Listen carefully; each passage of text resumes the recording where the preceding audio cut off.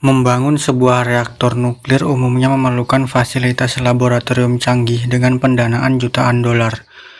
Namun, seorang kreator sains bernama Martin mendokumentasikan eksperimen berdurasi 1,5 tahun untuk merancang dan merakit sistem reaktor mandiri berbiaya sangat rendah. Proyek ini memanfaatkan terobosan teknologi metal 3D printing serta komponen vakum rekondisi. Mari kita bedah prinsip ilmiah di balik reaktor ini, tantangan rekayasa manufaktur yang dihadapi, serta evaluasi hasil pengujiannya secara menyeluruh.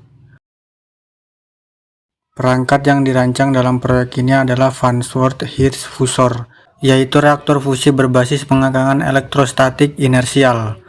Reaktor ini berbeda secara mendasar dari reaktor fisi komersial. Tidak ada reaksi berantai tak terkendali, dan sistem akan langsung berhenti beroperasi ketika aliran listrik diputus. Prinsip kerjanya berpusat pada sangkar logam bermuatan negatif bertegangan ribuan volt di dalam bejana. Muatan tersebut mengionisasi gas di sekitarnya dan menarik ion-ion positif berakselerasi menuju titik tengah dengan kecepatan ekstrim hingga terjadi tumbukan yang memicu fusi nuklir. Agar mekanisme ini berfungsi efektif, diperlukan dua kondisi mutlak. Pertama, ruang bejana harus berada pada tingkat vakum ultra tinggi agar partikel bergerak bebas tanpa hambatan molekul atmosfer. Serta yang kedua, struktur bejana harus berbentuk bola agar partikel yang melesat dapat memantul simetris dan kembali berakselerasi ke pusat. Tantangan terbesar dalam riset ini terletak pada tingginya biaya fabrikasi. Ruang bejana vakum esferis standar industri dengan konfigurasi multiport umumnya dipasarkan dengan harga melampaui 15.000 dolar atau lebih dari 230 juta rupiah.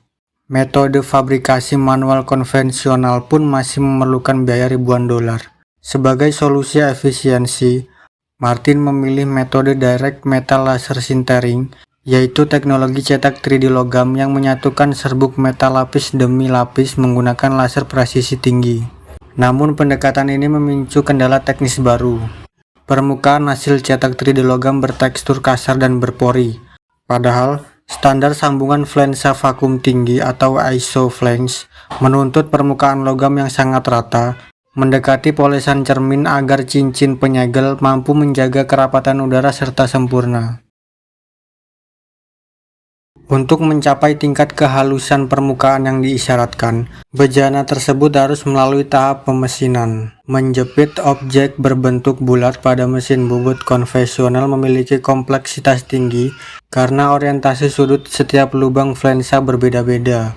Percobaan awal menggunakan klem cetak plastik mengalami kegagalan akibat keterbatasan presisi dan inefisiensi waktu.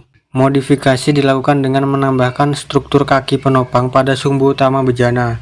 Bekerja sama dengan fasilitas permesinan lokal, bejana tersebut dirapikan menggunakan mesin CNC 5 sumbu untuk memotong material terlebih dahulu, sekaligus membentuk alur cincin penyegel ISO secara presisi.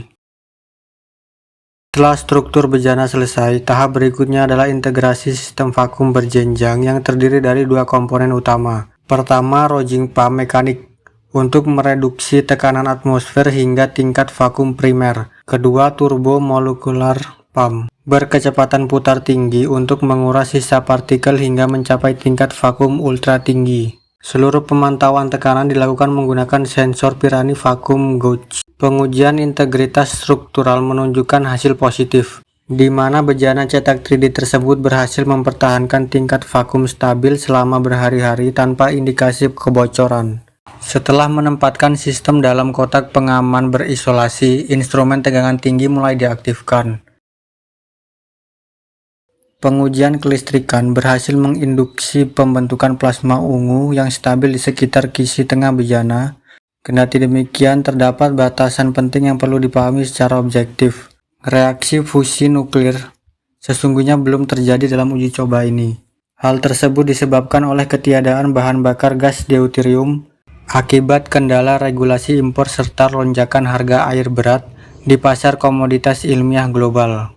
Namun dari perspektif rekayasa mekanik dan fisika plasma, Purwarupa ini dinyatakan berhasil memvalidasi sistem vakum tinggi, integritas kelistrikan, serta pencapaian rezim plasma yang menjadi prasyarat utama terjadinya fusi nuklir.